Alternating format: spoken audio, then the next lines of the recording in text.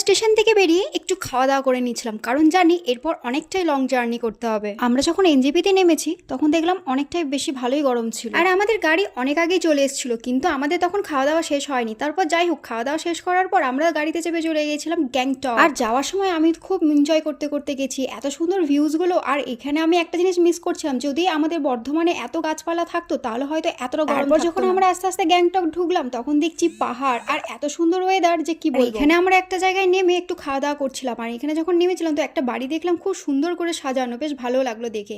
তারপর আবার একটা লং জার্নি, কারণ আমাদের এনজিপি থেকে গ্যাংটক যেতে মিনিমাম 4 থেকে 5 ঘন্টা লেগে গেছিল। যেহেতু পাহাড়ি রাস্তা তাই একটু সাবধানে যেতে হচ্ছিল। আর এখানে দেখো গাড়ির মধ্যে আমার বরকে নিয়ে এত মজা হচ্ছিল যে কি বলবো, ও তো বেশ ঘুমিয়ে গেছিল যেহেতু অনেকটা লং জার্নি। তারপর আমরা আবার 2 ঘন্টা রাস্তা পেরিয়ে একটা জায়গায় দাঁড়িয়েছিলাম, আর এখানে দেখলাম যে এত সুন্দর প্লেসটা যে আমরা ভিডিও না করেই থাকতে পারলাম না। আর আমি তো এখানে অনেকগুলো রিলস বানিয়ে নিয়েছিলাম, আশা করি তোমরা দেখেছো।